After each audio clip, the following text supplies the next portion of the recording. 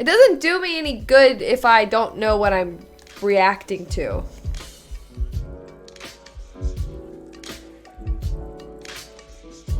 Hi everyone. At this moment, it's taken me over an hour to sync my audio up with my camera, which I didn't know was a thing that could happen. So since I'm still not quite sure exactly what I want to react to in terms of like music, which is something that I tend to watch a lot of reactors react to. And I really don't know where to start with that, especially because I'm like a big fan of K-pop and I'm a big BTS fan, and I've seen like basically everything they've ever done multiple times. So I'm gonna start with the new documentary for The Mandalorian.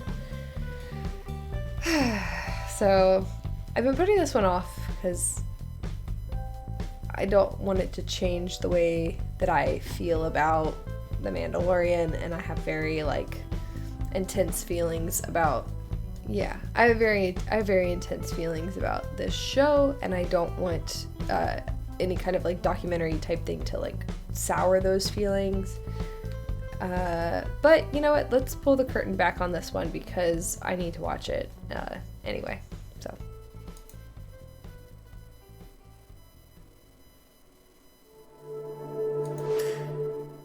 Dude, did you see when you could see the laser in his helmet? Yeah, look at that. That's good. Yeah. Amazing what we get excited about around here. Exactly. Look, a laser!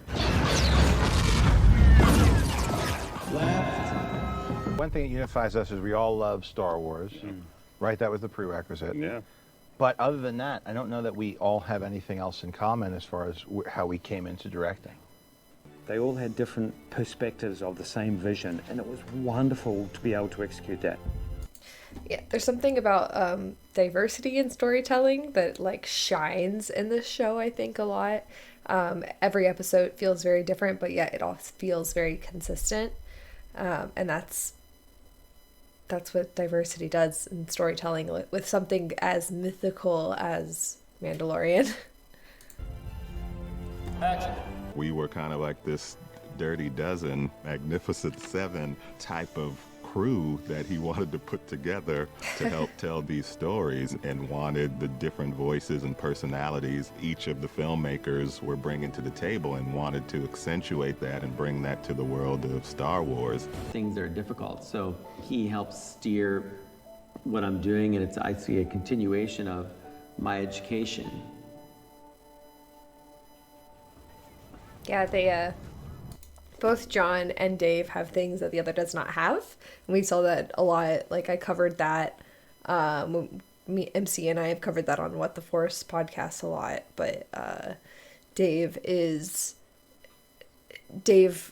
Filoni understands the myth so much, but he's missing things in terms of like how live action television really works, because he hasn't really done it very much. And then Jon Favreau coming in and teaching him in those ways with his experience. It's a great pairing. It's more of a like passerby moment throwaway. It's not like a focused. Yeah. It's more like he walks through and then we sit on it, Yes. and then we cut. It's like Apocalypse Now. It adds a little menace.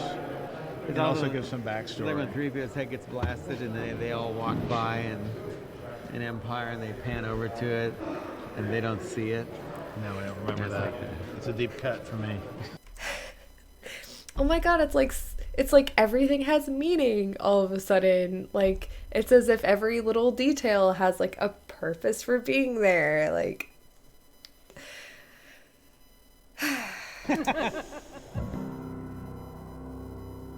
My first job was King of the Hill, actually. Drawing, a bunch of Texans drinking beer on a fence, which isn't what I went to art school for necessarily. But it's a lot Didn't know harder to that. draw those guys than people think. I love that show. I worked for Disney in their TV division, then I worked on Airbender, The Last Airbender at Nickelodeon, which was a super fun show. Because very anime, and I love anime and action. And then You're like, can I have a few more stormtroopers? I You really take out a liked few more? killing stormtroopers. And I was always like, take them. Yeah, I mean, I I love like making these stories about misfits and folks that don't actually ever get cameras pointed at them. So for me, like the Jawa stuff and just seeing this monster, you know, so and then on 6 it was just great to again have people. That's when you start to realize that we had different voices and different filmmakers for that. Yeah. Because when we showed to Disney, like they were like, that one's kind of weird. We're like, Well, each one's like a little mini movie, and that was the heist movie. Yeah, so I exactly, like that. We really exactly. stuck to those rules, and we talked about that a lot. Exactly. And I think it works good, and it shows that Mando like doesn't want to go with his old crowd. Just like the good old days, Mando. It's my favorite one. Here, this thing is shut. You're here. God, I love that episode so much. I'm certainly squarely in that generation that Star Wars was a big part of my life and just a big part of who I am creatively and what inspired my imagination. I mean, Star Wars was the first film I saw in a theater. Bryce Dallas Howard's episode. This is so like, good. It's like, you can spot a mile away. Shooting and background extras, and it was too There's much. some plot It was holes too in much that one to as do. well that were hard to fill. Yeah, there were some plot holes in the writing of this episode that I didn't really like. They were really hard to fill in through just the directing alone, I think. So they were not kidding when they said it was hard. It's so satisfying. Bryce's episode was a really unusual departure from all of the other episodes because it was on an agrarian type planet, very green, Yep. very forested, and Bryce's emotional appreciation of the drama and how to work with the actors was extraordinary to work with. She was really a lovely director. They needed a woman to direct this episode. We're peacekeepers, protecting delegates, suppressing riots, not what I signed up for. How'd you end up here? Let's just call it an early retirement. She really, really focuses on the performances. And she's fierce. Like, she's not going to take no for an answer. Pause. Every single scene like a play. You know, like a play that could just exist outside of Star Wars. We would never have to cut around performance. You know, oddly, that was my least favorite episode. Not because of not because it was bad, but because of the. Typically, I don't like episodes in stories that are just the gathering of allies type of thing.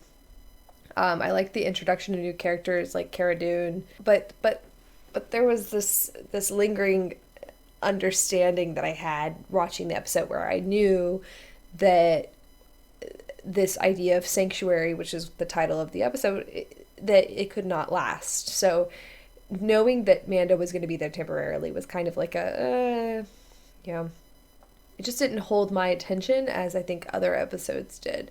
It's not a bad thing. It was just that part in the story that tends to not hold my attention as much as others. So I think everybody has those points. Like episode 6 was the part that holds my attention the most, the part where somebody's going into the depths of their subconsciousness and there's a bunch of symbolism and a bunch of weird things that occur that you really kind of have to take a pickaxe to figure out, like, what does it mean for that character and, like, what were they going for or what did they unintentionally tap into. For a lot of people, that's not their cup of tea, so.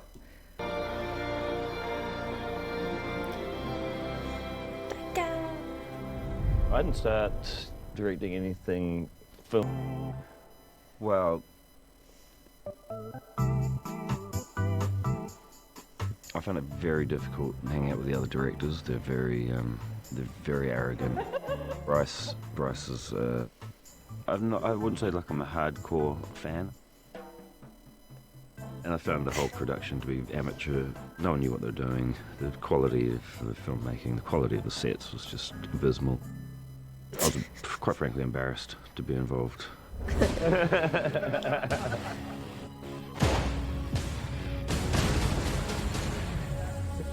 Here we got Mr. Taika Waititi, a wonderful action comedy director. So this is a treat. That's like my quarantine fashion. Taika has, of course, done Thor, so he brings that. What he wanted to shoot and had a sense of humor about it. That was Come on, baby. That was an Do the actual magic hand thing. prop? Like Taika a... knows how to find the humor in the action. But that's a lot different than making fun of the action. We don't make fun of it. This whole series, even though there are humorous moments, it's a serious story. And it fits perfectly within that Star Wars canon. It doesn't take itself 100% seriously, but it does believe in itself. Yeah, I love that. Great quote there. Perfect.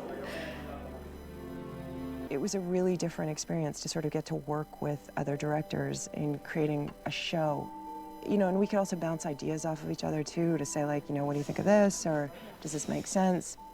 And I just think the key is you hire good people. You can get caught up in what their talents are. I mean, obviously, to have done the work that they've all done, they're all really talented. But the big difference is what kind of person are you? We all get in a room, and I think because like this is so new to many of us, that we all kind of get together on it, and it becomes a real team thing. Everybody's bringing their unique perspective to this, and I think that ultimately makes us stronger, makes this a better story.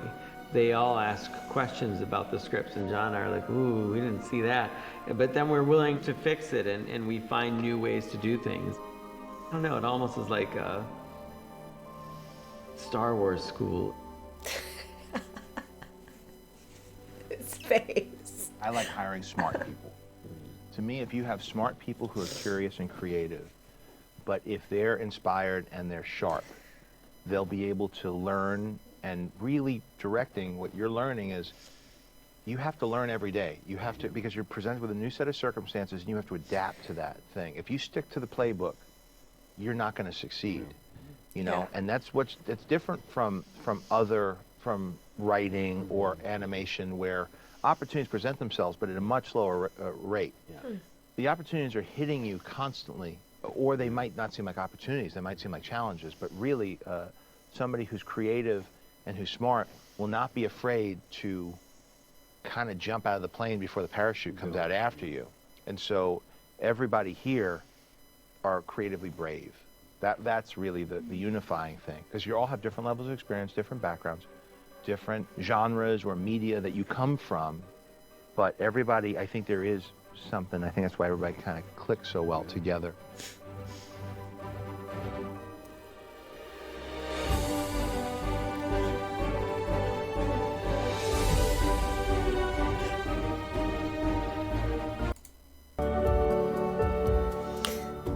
Wait a second.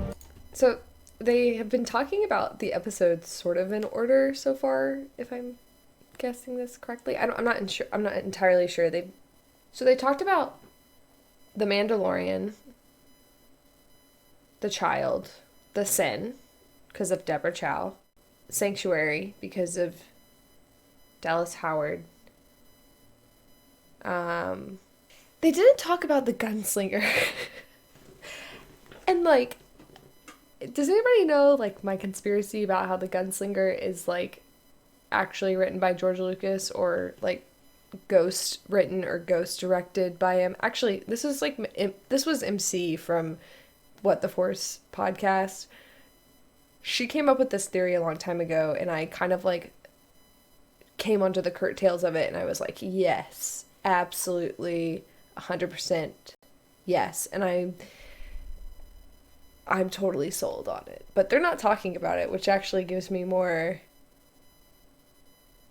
kind of food for thought for it. So, yeah. I've always been a fan since I was little. And they also talked about The Prisoner. So, There's they've a only whole not talked generation about that Gunslinger, was the age that I was when I think. saw the original trilogy, that were that age. Just like the motion control stuff Oh, was it's super cutting Kathleen edge then. Kennedy. Now it feels like that's nostalgic in a way. This show is so exciting because it can hold all of that, because the galaxy has always been that big. Notice they have not mentioned the word nostalgia, and they haven't mentioned like this, like nostalgic, whatever, the things that we love about Star Wars, but also the things that speak to us period, not just the things that speak to Star Wars, or not just the things that speak to us that are in Star Wars, but like our perspective as individual beings, what we bring to the story. A lot of creators have said that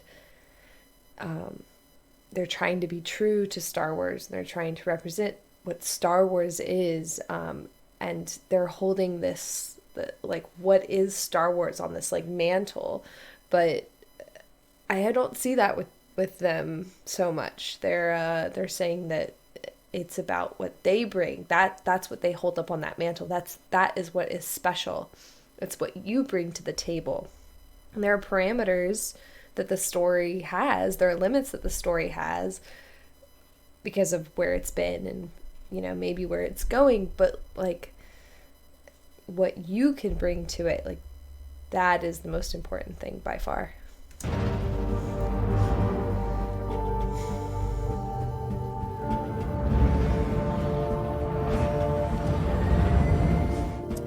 Just like the good old days. Yeah, just like the good old days. More of a student of filmmaking, I really began to appreciate the brilliance of Star Wars and what Lucas had created. And then I, of course, started to read more and the hero's journey and all those kinds of, you know, books, and began to really appreciate Joe Campbell and what he was saying and understand a lot more. Luke, you do not yet realize your importance. You have only begun to discover your power. Join me, and I will complete your training. It was beyond being groundbreaking, Star Wars was. It was, in its own way, like a crack into some sort of other universe that I hadn't been exposed to. The Force is what gives the Jedi his power. It's an energy field created by all living things. It surrounds us and penetrates us. It binds the galaxy together. So it was pretty phenomenal. Not only what it was at the time, but what it has become. I, for one, I celebrate your success because it is my success as well. Carl Weathers gets it. And something that I didn't really appreciate till later in life was in Empire Strikes Back, and that's Luke's training. Yes. Like I think that all of that stuff with Yoda is like, it went way over my head when I was a kid, and it freaked me out when he goes into that cave and like sees his face and the mask, and I was like, what is this movie? This isn't like the last one. But that darkness and all of the messages, and I think my favorite of all of the lines, and definitely in that film, is when you know, when he's trying to get the ship out of the swamp, and he can't do it, and then then Yoda brings the ship out, all the way out, floats it over, and then puts it down, and then Luke says, I don't believe it. And he goes, that's why you fail. It's so good. Yeah, I just got chills actually when you said that. That scene is really powerful. Joseph But Campbell. you're right. Yeah, totally. You appreciate that scene when you go back to it. When you go back to it, and you're like, oh, there's so many deep. I just got chills. All the way out. It's really powerful. Joseph But Campbell. you're right. Yeah, totally. You appreciate that scene when you. Okay. Somebody said, I think Favreau was like Joseph Campbell something. That's why you fail. It's so good. Yeah, I just got chills actually when you said that. That scene is really powerful. Joseph But Campbell. you're right. Yeah, totally. You appreciate that scene. Don't know what he when you said go there. back to it. When you go Right? back to it, and you're like, oh, there's Watching so it many now, deep it's- themes, and like, especially in terms of spirituality and like, Even just how he introduced himself, you know. And Luke thinks he's looking for this great Jedi, and it's Wars you don't know. make one great. Yeah. I always thought it was really special. Wars don't that make one great. The way they Yes, sort of yes, like creatures. Shootouts in the OK Corral and you know, jumping from the horse to the wagon, but really it's about humanity, and it was so, and you capture it with two not human characters. Yeah. And you kill them both, John. Yeah, that's very true. Poor Ugly. But that's part of it too. That's part of it. If you don't, then it doesn't matter. Oh, I hope, really, really hope that I have some concerns with that. Obviously, it's not that you can't kill characters. Like, obviously, it makes sense to kill these characters for the story and for the stakes and It has incredible emotional weight, so it doesn't hit wrong. But for people that are familiar with the saga and how things have turned out there, it's not needed again and again and again. So I hope that John recognizes that after the end of the saga and currently with the state of the world, that people want their mentors and their saviors to live. That's just a personal note there.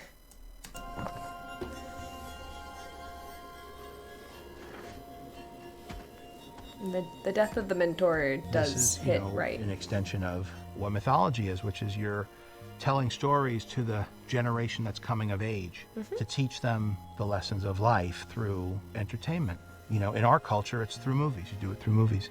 Size matters not.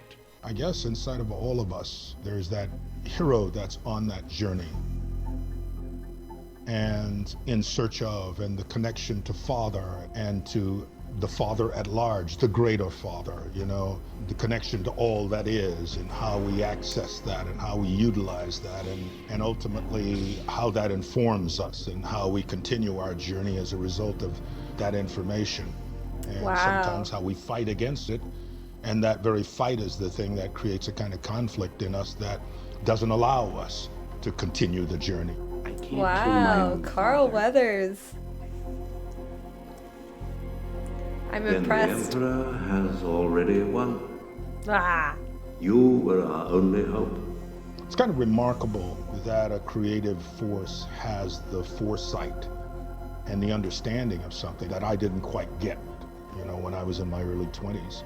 I think I was in search of something that already existed, but for many of us, I guess, you know, the more we studied or grew or became maybe a little more evolved, we could then relate to what George Lucas was saying in a movie that was about so much more than what that movie appeared to be about. Okay, wow. First of all, the clips that they're using for this are just incredibly impactful because it both represents that it represents the kind of the weight of the emotion that's given in the film, but also what Carl's talking about, which is how that changes as you watch it as you grow up, because Star Wars means one thing when you're a child and it means something very different when you've grown into an adult and potentially like a parent or somebody who's passing down that message to somebody young. Like, these things change. This is why nostalgia is dangerous. You have to change the way that you view these things as you grow up, and the way that they're using the clips dispersed with his commentary is evoking that. I'll not leave you here. I've got to save you. You already have. Oh my God. And depending on how this fight goes, Anakin is his life is gonna be dramatically different. So Qui-Gon loses, of course. So the father figure, because he knew what it meant to take this kid away from his mother when he had an attachment, and he's left with Obi-Wan. Obi-Wan trains Anakin. Have I heard him explain this before? I think I've heard him explain this before. Either that or like this has been discussed a lot. Like, I don't know. Has George explained this before? Like, this is like common. A lot of people in like our circles are very much accepting that that's what the Duel of the Fates was, and that's what it meant for Anakin, and that's what it meant for like Anakin becoming Darth Vader, and even like Obi-Wan's path and the path he was set on. The death of Qui-Gon Jinn was incredibly important to both Obi-Wan and Anakin's kind of like what ended up happening to them. So I feel like I've heard this before. You know, you want your weapon. You know, strike me down. I am defenseless. He wants him to give into his anger. He wants him to give into his hate. Yeah. And the fear, the structure that George has laid out in all the movies is coming to fruition now. And the only thing that's going to save him is not his connection to the Force. It's not the powers he's learned. It's not all these things that are an advantage to him. That's gotten him to the table. But what saves Luke is his ability to look at all that and look at his father and say, no, I'm going to throw away this weapon. I'm not going to do that. I'm going to let that go and be selfless. And he says, you know, I am a Jedi like my father before me. But what he's really saying, and why I connect so powerfully to it, is like he's saying, I love my father, and there's nothing you can do that's going to change that. That's why the I am all the Jedi means absolutely nothing, because Luke was not saying I am a Jedi, therefore I am powerful and I can take you down now. He was saying that the love that I have for my father overcomes any obstacle.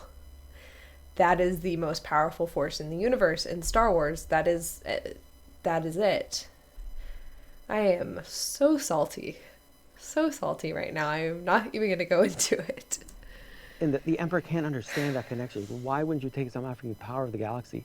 Why wouldn't you take this? And Anakin then in that moment has to decide to be the father that he's never had. He has to give up all the power of the galaxy and save his son. And that's the selfless act that he does in return for his son. And that's what saves him in turn. So the son saved the father saved the son. And it works out perfectly. And I draw that line all the way from Phantom Menace to Jedi. That's the story of Star Wars. So when he pops Everything the else- helmet, you're saying when he pops the helmet off in that moment was part of the it's fated arc. It's all part of the fated arc. It's all part of like why it works and why we care. It's not about X-Wings. It's not about all the things we decorate Star Wars in. It's important. It's part of the genius of it. But we soulfully react like we don't just want an action movie. We want to feel uplifted. And Star Wars is an adventure that makes you feel good. You know, it makes me feel like, wow, I want to be a part of that. So that's what I always go back. I don't want to be a part of the Rise of Skywalker. Let's just lay that one out there right now. There's nothing uplifting about that film. Just putting that out there. Back to with Star Wars is this selfless act and this family dynamic, which is so important to George, so important to the foundation of Star Wars. That's in us. And what I like about it is it is really saying there is a lot of hope out there, that we fundamentally want to be good people, that we can all be driven to do terrible things, but that we can persevere through selfless action. So George has this hopeful story, and it's something that he's reiterated most times I've seen him, you know, after we've been making things without him, is remember to make these stories hopeful. Remember to give that to kids because they really need it. And so that's just something to keep in mind. Did I bring us down? Oh, wow. Okay, That is beautiful. yeah. It was beautiful. I think we're done. It's hopeful for me.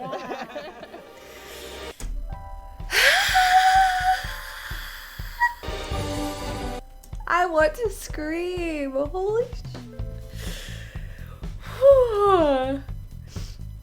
Okay, it didn't make me cry like the last one, but it almost did. It just makes me angry. Like, honestly, it just makes me angry. Like, this is where we're at. Like, this show and these creators, they get it. They get it more than I just feel like so overwhelmed. I need more episodes. So bad. Alright, well, I think that's all for now. Let me know if you want me to react to anything else in particular. Probably do the next 2 episodes of this in this format, depending on how it works out when I'm editing. Let me know if you want me to react to anything else. I'm exhausted. Right, thanks.